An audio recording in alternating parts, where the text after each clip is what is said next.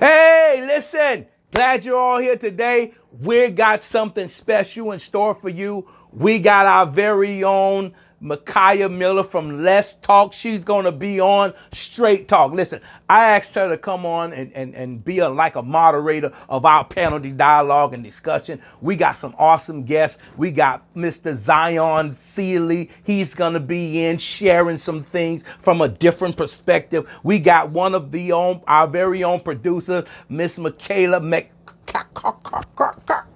McEkron, glory to God. She's gonna be with us today. We're gonna dive in some stuff and listen. I know you're gonna enjoy it. So, with that being said, you're watching Straight Talk on Let's Talk. Let's go.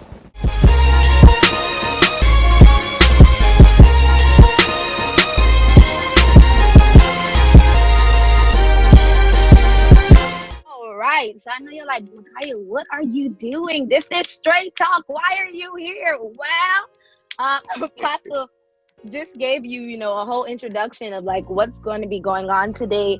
And so here we have Mr. Zion Sealy. Okay, Mr. Zion is on the line. What's up, Zion? Hey, big round of applause for him. And then we have Miss Mikaela on the line. What is up, Mikaela? What is up? I'm great. It's awesome to be here. All right. So, as y'all heard, we're having a discussion. The topic is Back to the Future. A little background on this topic. Apostle preached this message, a couple of years ago. Still to this day, one of my favorite messages that he's ever preached. And he basically talks about, how God got to take you sometimes to your past so that when you get to your future, you could see that it is bright. So we're excited to be here and just kind of bridging the gap between the younger and the older generation. And so this is going to be a discussion, an open discussion. We have some questions, we have some jump off points, and we're going to get right into it. All right, y'all ready? Yes, go. Let's get it done. Welcome to Straight Talk. So our first question that we have now, and Apostle Miller, you're going to kind of start this off, and then Mikaela and Zion can jump in. But our first question is, what is it like being saved now versus in the past? So, I guess, Apostle, you could start that off. And then Mikaela and Zion. Do you want me to repeat the question again? Yeah, say that again.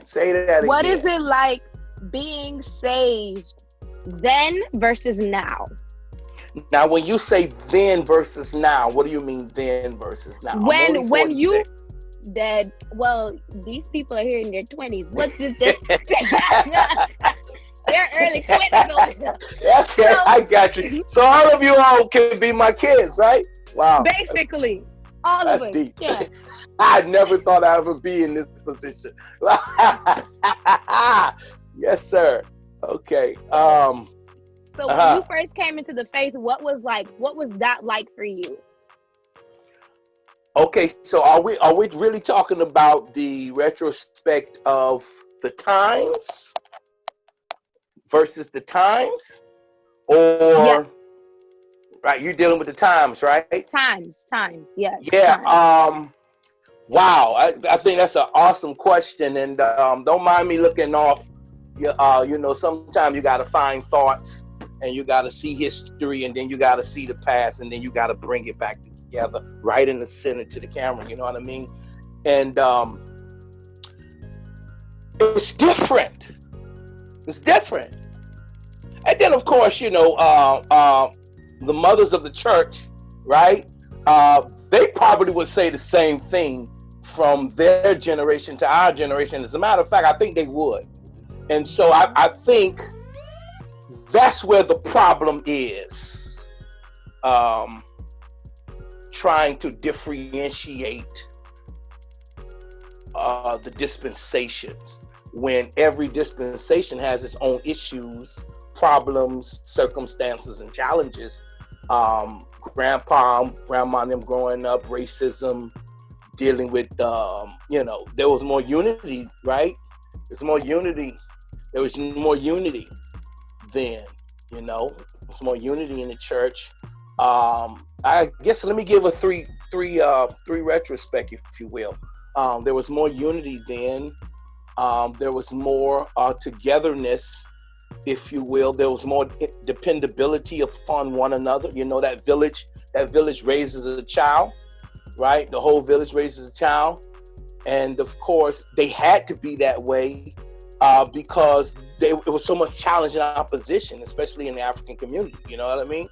And so there was this disconnect with societies. You know, it's different societies and living in one.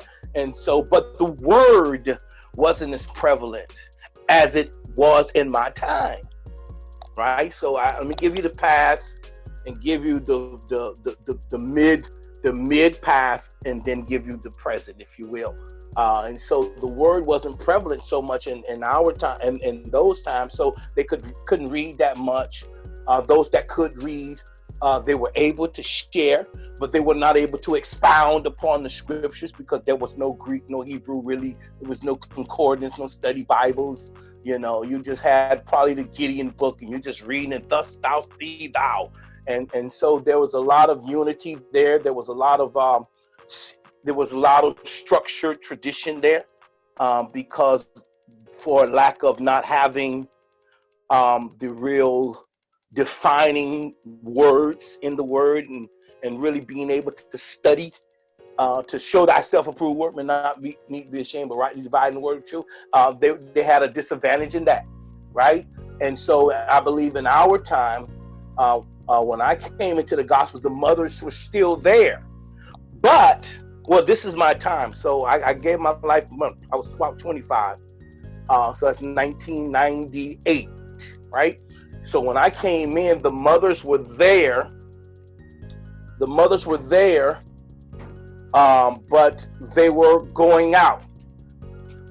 They were on their way out, right? So they were on their way out.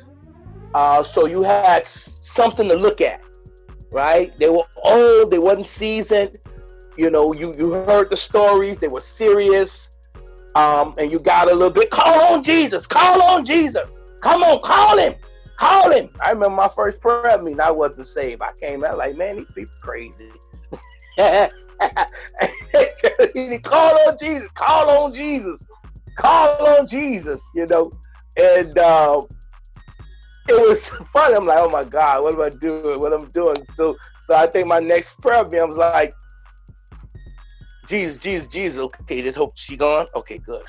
You know, but we had the sense of stability and the strength or the seriousness of the gospel, not just in their attitudes and the way they carried themselves. Now, I'm generally speaking, it's more in the charismatic or in the Pentecostalism, you know, because when you start to go, because I think I've been around. I had been to a lot of churches, even Episcopal, Anglican, and Catholic, Methodist. I had a white spiritual dad, if you will. He was Methodist, right? Bill Miller. He was my English teacher. He would take me to church, right? In the high school. And I was rebellious, but still, it was a different culture. So different denominations had a different way. But when I came up, the seriousness of the word, and so I'm kind of totality in this together, if that's even a word, to show that we were able to get something from the past to help us in our present so that we could benefit in the future. And then, of course, the Greek and Hebrew was really coming out then, the concordance, the study Bibles. So we were able to know what it was to fast, know what it was to pray, have a prayer life, and evangelize and witness and live saved and holy. Even though you still had a bunch of stuff was out of pocket in a lot of places, but the general consensus of what holiness was and the purity of the sense, it may differ with material, with clothes and how you should carry yourself and how you should talk. But the general that we all had was love the Lord with all thy heart, live this life, teach your children, and we had examples. So we were, it's, the saying is that there's more, you catch more. I forgot the saying, but it's more, you catch more, you catch anyway, but you're more caught than taught. That's the theme. I kind of forgot it. More caught than taught. So we were able to catch these elders, these seniors, and though we saw foolishness, but the mothers were in place, and you saw they were serious about prayer. You saw their prayer life, and you modeled yourself about having that power that they had, because you heard the stories and you got to see the people that was part of the stories, how they're casting out demons and all of these things. And so coming up then, I had a lot of support. I came out of the streets, really, even though I used to go to church as a young boy, but I was really a street guy. Really didn't have a foundation, know what church was, really.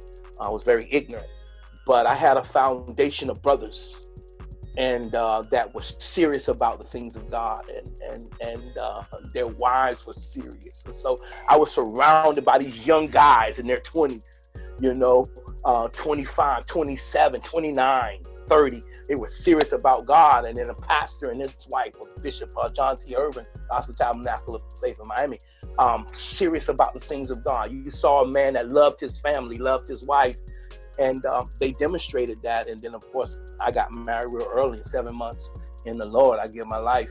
I got married in 7 months, my wife. And so she was a real inspiration and really a teacher to me in prayer. And so I watched her life, watched the mothers, watched the senior guys, see how they moved. I had a cousin who was saved. He changed his life. I had models. And so everything was serious.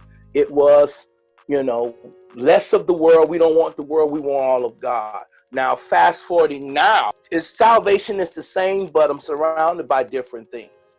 I'm surrounded by what I'm not used to seeing, right? Okay.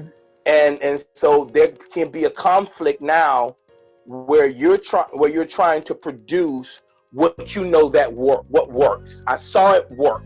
I saw the world come out of people that come out of the streets. All just my whole salvation, early life, and it were people that were serious and crazy or whatever. And it came and he gave their life to God. And then now it's a little bit more, you're too strong. It don't have to be that way, and everything's more laid back, and a lot of the seriousness is out. So I have a conflict on the inside. At the same time, I'm a part of the generation, but at the same time, I'm having a hard time in a sense of trying to bring it in, to not lose that landmark that those mothers gave us. You know what I mean? Because that's what helped us, and they stayed firm and strong, even though you didn't like it in the beginning.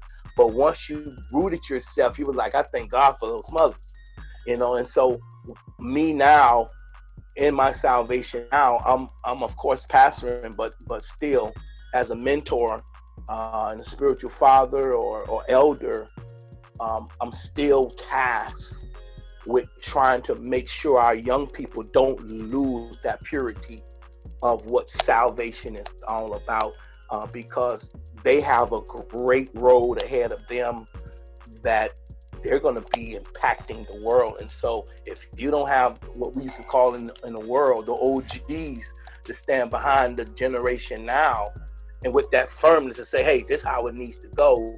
We know the way. You're strong. Carry this, Joshua, and with your strength, and I guarantee you're going to have success. So that's where I'm at now, as far as my salvation then and now. Okay. Okay.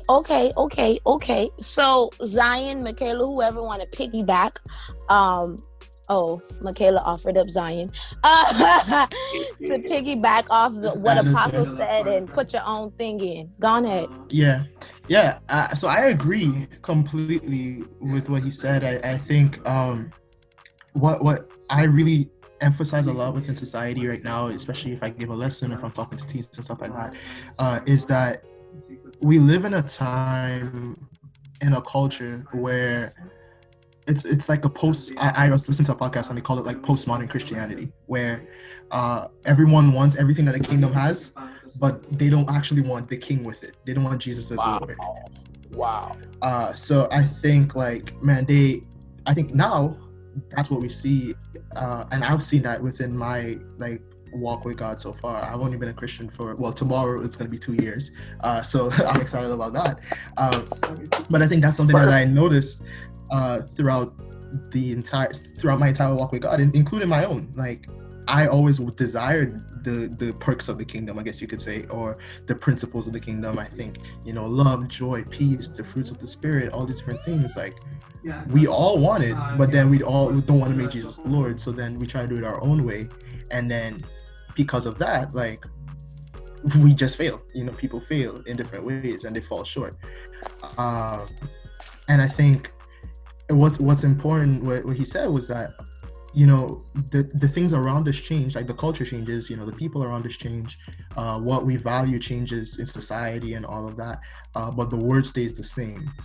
So it's so key that we always go back to what Jesus teaches and what the word says. Sorry, my roommate's in the back, I didn't hear that. But it's so important for us to go by what the word says, and stick to that. And I think it's important to actually go to the people that are older, kind of like what First Timothy 4 or 5 says, if I'm not mistaken. Maybe it was Ephesians. Yeah, it's Ephesians 4 actually. That says, God gave us the elders, the apostles, the ministers, and so on and so forth, so that we could learn from them. They're there so that we could learn from them. That's the whole point of it in the church structure, right? So I think that it's super important that we hold to those people, because they help us.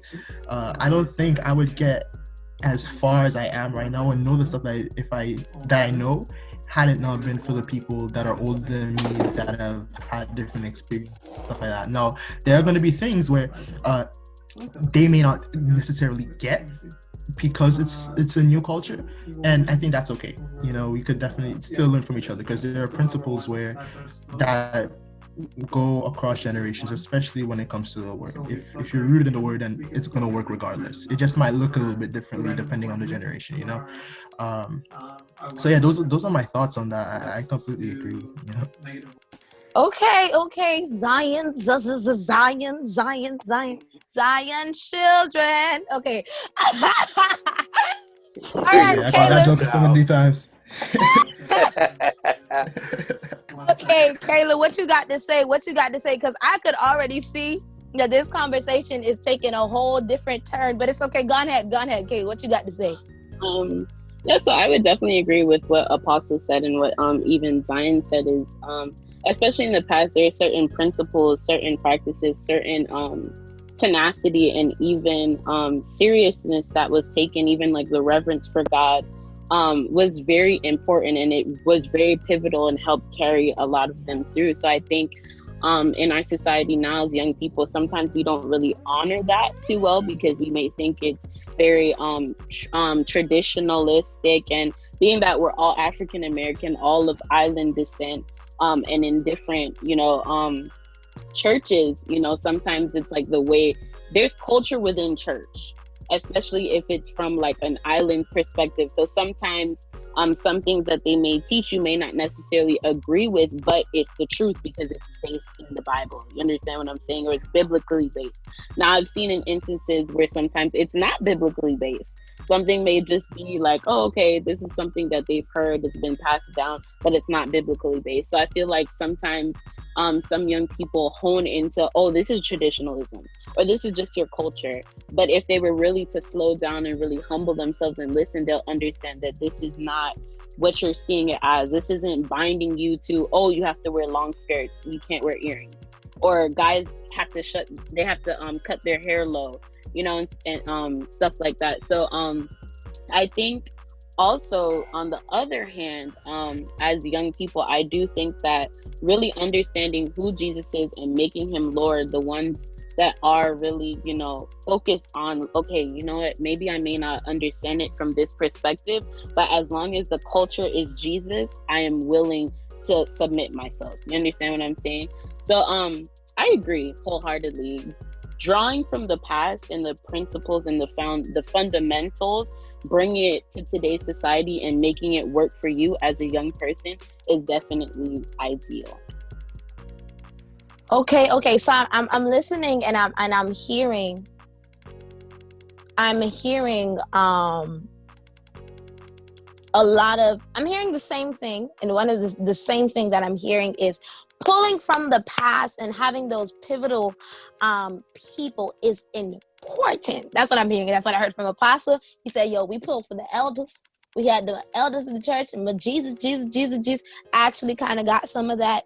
In my early stages, I got some of that call, because my mama was very, call on Jesus.